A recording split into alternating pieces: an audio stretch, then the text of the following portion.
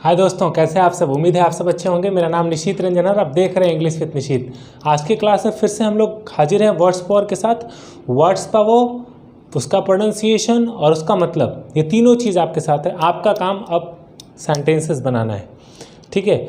आज हम लोग 28वें दिन है, उसी कमिटमेंट के साथ कि हम लोग पूरा क्लास कंप्लीट करेंगे, पूरे 60 दिन की जर्नी को कंप्लीट करेंगे। अब मंडे से आपकी जो भी लोगों की लिस्ट है वो सब आ चुकी है और मंडे से मैं आपका जो जीडी का सेशन है वो मैं शुरू करूंगा। तो जीडी वाले जो भी बच्चे हैं वो मंडे से अपना जीडी ज्वाइन करेंगे और सैटरडे को उनका एक क्लास भी है। अगर वो सैटरडे को फ्री हैं तो सैटरडे मतलब कल की क्लास वो भी कर सकते हैं 4 बजे से। तो ये रहा अनाउंसमेंट। अब चलते हैं विदाउट वेस्टिंग द टाइम, अपने चलते हैं क्लास की तरफ। देखते हैं आज का वर्ड्स कौन कौन सा है। देखिए, आज का जो पहला वर्ड है वो है एक्चुअल। ये एक्चुअल होता है, इसको हम एक्चुअल नहीं पढ़ते हैं, क्या पढ़ते हैं, एक्चुअल पढ़ते हैं। इसका मतलब होता है असली।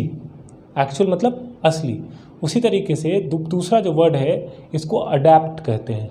अडैप्ट इसका मतलब होता है अनुकूल, है ना। असली का मतलब कि कोई चीज़ जब बहुत असली हो तो हम ओरिजिनल भी कहते हैं और उसको क्या कहते हैं, ये देखो भाई एक्चुअल है, ये असली वाला है ना, एक्चुअल बात है, ये सही बात है, तो हम उसको वहाँ पे एक्चुअल का यूज़ करते हैं। किसका यूज़ करते हैं, एक्चुअल का। अडैप्ट मतलब क्या होता है, अडैप्ट मतलब होता है अनुकूल। जब परिस्थिति अनुकूल हो, जैसे कभी कभी होता है कि बच्चे नए स्कूल में जाते हैं, वहाँ उनको परिस्थितियाँ अनुकूल नहीं मिलती हैं। हम कहीं नए शहर में जाते हैं तो हम उसको अडैप्ट नहीं कर पाते हैं, तो उसको हम क्या कहते हैं, अडैप्ट करना। मतलब कि परिस्थिति के अनुकूल नहीं होना या परिस्थिति के अनुकूल होना। जो भी परिस्थितियाँ हैं तो परिस्थिति के हिसाब से हम अनुकूल प्रतिकूल की बात करते हैं, तो वही कहता है adapt. Next one is adequate. Adequate भी कह सकते हैं, एडिक्वेट इसका मतलब होता है पर्याप्त भी कह सकते हैं आप उसको, उचित भी कह सकते हैं, योग्य भी कह सकते हैं, है ना। पर्याप्त, उचित, योग्य, तीनों में से आप कुछ भी यूज़ कर लें। Next one is adjust. Adjust का मतलब होता है ठीक करना या अनुकूलित करना किसी चीज़ को। जैसे मान लीजिए कि अब वॉल्यूम बहुत तेज़ है आपके घर में, तो आप क्या करेंगे, उसको एडजस्ट करेंगे, है ना। उसको क्या करेंगे, आप एडजस्ट करेंगे। दूसरा कि कहीं कोई चीज़ गड़बड़ है, उसको आप क्या करने की कोशिश करेंगे, उसको आप एडजस्ट करने की कोशिश करेंगे, आप ठीक करेंगे उसको, या अनुकूलित करेंगे या उसके अनुसार समावेशित करेंगे। तो समावेशित करना, अनुकूलित करना या ठीक करना, इसको क्या कहते हैं, एडजस्ट कहा जाता है। एडमायर। एडमायर का मतलब होता है प्रशंसक। जैसे कोई आदमी है या कोई महिला है, कोई हीरो एक्टर एक्ट्रेस की बात कर रहा हूँ मैं, उनका बहुत सारे लोग क्या होते हैं, प्रशंसक होते हैं। ऐसे भी आम जीवन में आप अगर आपके भी प्रशंसक हो सकते हैं, है ना। तो कोई आपका जो प्रशंसक है, जो आपका चाहने वाला है ना, उसको हम क्या कहते हैं, उसको कहते हैं एडमायरर। उसको क्या कहते हैं, एडमायरर। इसका मतलब क्या होता है, प्रशंसक, है ना, जो आपको प्रशंसा करे, जिसको हम फ़ैन कहते हैं ना, फ़ैन है मेरा, है ना, मेरा ये फ़ैन है, तो उसको हम क्या कहेंगे, फ़ैन को हम कह सकते हैं, उसको हम एडमायरर कहते हैं। अब है एडमिट। एडमिट मतलब है स्वीकार करना। एक होता है एडमिटेड, जो हम हॉस्पिटल में एडमिट कराते हैं या फिर भर्ती कराने को कहते हैं। एक एडमिट जो होता है वो स्वीकार करना होता है कि मैं मानता हूँ कि मेरी गलती है।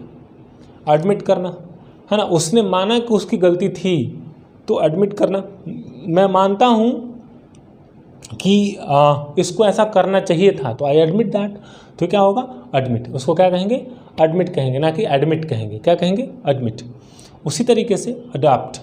अडॉप्ट का मतलब है अपनाना। जब ये कैसा अपनाना, जब आप किसी को परमानेंटली या कानूनी रूप से गोद ले लेते हैं, तब हम उसको क्या कहते हैं, अडॉप्ट कहते हैं। तब क्या कहते हैं, अडॉप्ट कहते हैं। जब परमानेंटली कानूनी रूप से आप किसी को गोद ले रहे हैं, किसी बच्चे को अनाथालय से, ऑर्फनेज से आप गोद लेते हैं, तब हम उसको क्या कहते हैं, अडॉप्ट कहते हैं। कानूनी रूप से वो आपका हो गया, ठीक है। उसके बाद एडवांस। एडवांस का मतलब क्या होता है, अग्रिम, है ना, अग्रिम भुगतान करिए। आप बैंक में कभी कभी सुने होंगे कि अग्रिम भुगतान मतलब पहले पेमेंट करना है। जैसे फ्लिपकार्ट, अमेजोन से आप कोई सामान मंगाते हैं तो आपको अग्रिम भुगतान करना होता है। आप कहीं एडमिशन लेते हैं तो आपको अग्रिम पेमेंट करना होता है, पहले पेमेंट करना होता है, तो वो कहते हैं एडवांस में पेमेंट करना है आपको। रूम कहीं लेना है तो एडवांस में पैसा देना होता है, दैट इज़ एडवांस। उसके बाद है एडवांटेज। इसको एडवांटेज कहते हैं। लाभ, क्या क्या लाभ है इससे, व्हाट आर द एडवांटेज, तो यहाँ पे उसको एडवांटेज कहा गया, एडवांटेज नहीं कहते हैं। Don't say advantage, what is advantage, क्या कहेंगे, एडवांटेज। एडवर्ट। एडवर्ट का मतलब है ध्यान दिलाना। और इसका मतलब क्या होता है, इसका मतलब एडवर्टीजमेंट भी होता है, जो आप विज्ञापन देते हैं, विज्ञापन। यहाँ पे है एडवर्ट मतलब ध्यान दिलाना, ये वर्ब है। एडवर्ट का मतलब क्या हुआ, ध्यान दिलाने से।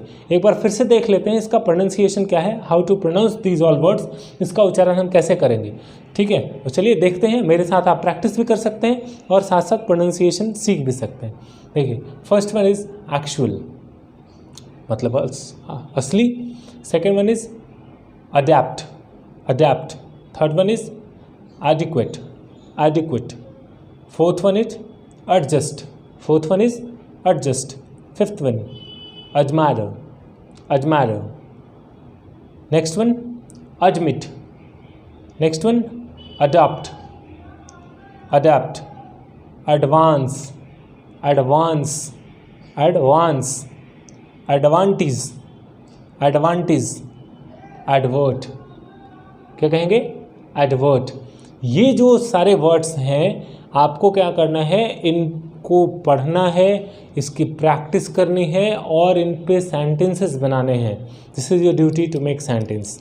चलिए अब हम लोग चलते हैं मे के तरफ, ग्रामर सेक्शन में मे पढ़ते हैं। तो आज के क्लास में हम लोग बात करेंगे मे का। मे क्या होता है, कल भी हम लोगों ने बात किया था मे का, जिसमें हम लोगों ने ये जाना था कि मे जो है ये क्या बताता है, मे बताता है परमिशन।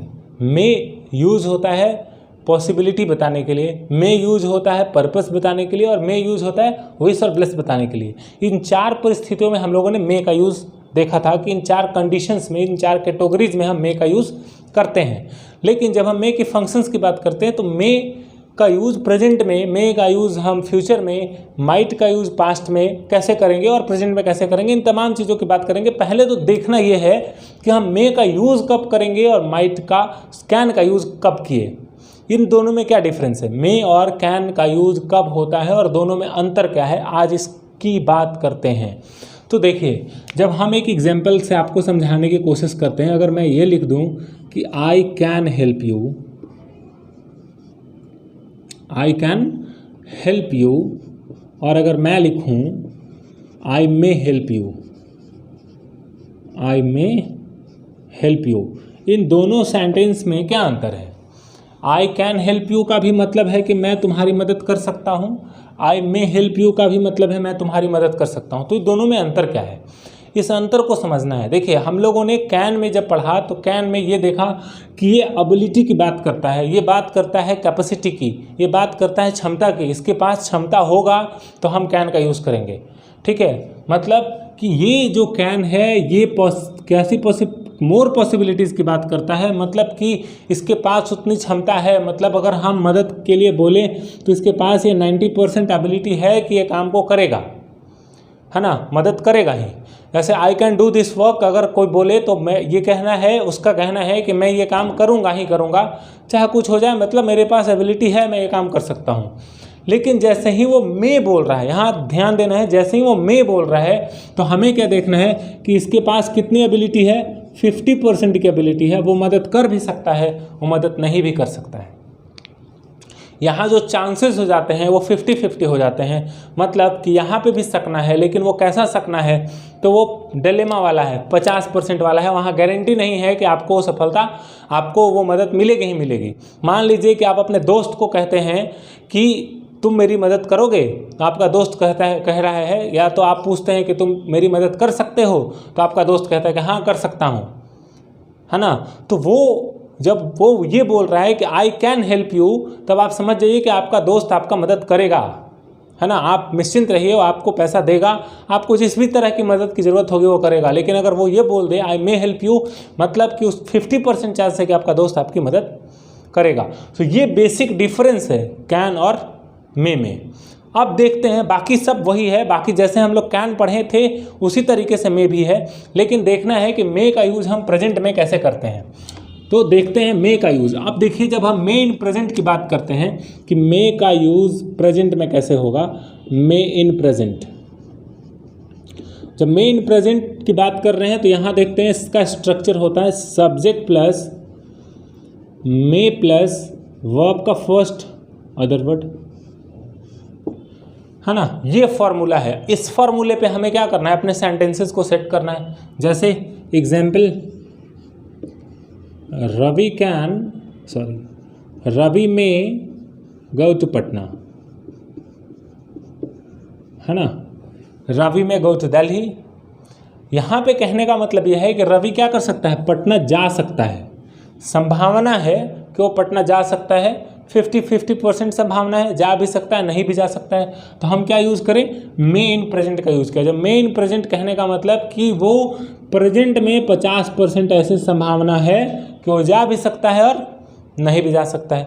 अगर हम यही लिख दें Ravi can go to Patna, मतलब रवि पटना जाएगा ही जाएगा, है ना। यही दोनों में एक सामान्य सा अंतर है जो आपको समझना है और इसी से सेंटेंसेस बनाने हैं, ठीक है। अब मान लीजिए कि बोल रहे हैं रवि पटना नहीं जाएगा, नहीं जा सकते हैं, तो क्या बोलेंगे, Ravi may not go to Patna, may Ravi go to Patna, और रवि गो टू पटना, है ना। ये एग्जाम्पल से हम क्या कर सकते हैं। अब देखिए, अब कुछ और एग्जाम्पल देखते हैं। मैं तुम्हारी मदद कर सकता हूँ, तो हम क्या लिखेंगे, I may help you. I may help you. जब प्रॉब्लम पूछ लिए कि बताओ क्या है, तब हम पहले तो बोले कि तो मैं तुम्हारी मदद कर सकता हूँ। जब प्रॉब्लम सुन ली कि अच्छा इतना है, तो आप बोलेंगे आई मे हेल्प यू, मैं तुम्हारी मदद कर सकता हूँ। पहले तो कैन वाले फॉर्मेट में आप गए थे, लेकिन जैसे ही देखिए कि यहाँ मामला फंसने वाला है, तो आप कैन के बदले मे में हो गए, ठीक है। I may help you, I may not help you, may I help you, may not I help you, है ना। मे आई हेल्प यू, और क्या बोलें, question mark, may not I help you, यहाँ दूसरा question mark.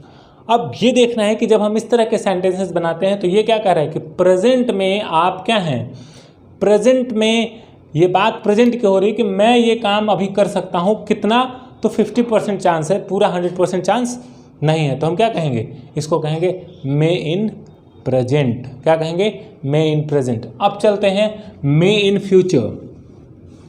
May in future क्या होता है ये देखते हैं। जब हम मे का, जब ये संभावना की बात, जब इस तरह की बात हम फ्यूचर के लिए करें, है ना, मतलब कि जब 50-50% चांस हो कि फ्यूचर में ये काम हो सकता है, तो हम क्या यूज़ करेंगे, मे इन फ्यूचर यूज़ करेंगे। Obviously may in future. अब देखें, मे इन फ्यूचर जब लिखते हैं तो क्या लिखेंगे, सब्जेक्ट, ऑब्वियसली मे वर्ब वन। अब देखिए यहाँ पे तो मे का जो प्रेजेंट में था वो भी फ्यूचर में ही है, लेकिन डिफरेंस क्या है, यहाँ पे फ्यूचर का कोई क्या लग जाएगा, पीरियड लग जाएगा, है ना। ये अपना फ्यूचर हो गया, इसमें कोई ज़्यादा परेशानी नहीं है। क्या करना है, सिर्फ और सिर्फ पीरियड लगा देना है और अपना काम आसानी से यहाँ हो जाने वाला है। अब ये देखना है, जब हम इस तरह के सेंटेंसेस बना रहे हैं, तब ये देखना है कि कैसे बनेगा। एग्जाम्पल के तौर पे देखते हैं, लिखते हैं आनंद में बाय अ कार, है ना, ऑन मंडे। आनंद में buy a car on Monday. Anand शायद मंडे को क्या कर सकते हैं, कार खरीद सकते हैं। तो आनंद में buy a car on Monday, right. May in future के कुछ और एग्जांपल्स को देखते हैं। जैसे अगर हम ये कहें, स्ट्रक्चर मैंने बताया कि subject plus may plus verb one plus other word plus period. करना क्या है, इसमें कोई बदलाव नहीं करना है और पीरियड लगाना है। मैंने ये बात पहले भी कही, फिर कह रहा हूँ। एग्जाम्पल के तौर पे देखते हैं, अगर ये कहना हो कि वह शायद, ही मे ज्वाइन ऑफिस टुमारो, है ना, वह शायद कल क्या करें, ऑफिस ज्वाइन कर सकते हैं। यहाँ पे संभावना है, वो गारंटी नहीं कि वो कल ज्वाइन कर ही लेंगे। He may join office tomorrow, ये पॉजिटिव सेंटेंस हो गया। नेगेटिव बनाना है तो he may not join office tomorrow, may he join office tomorrow, may not he join office tomorrow. आप इस तरह से सेंटेंसेस बना सकते हैं।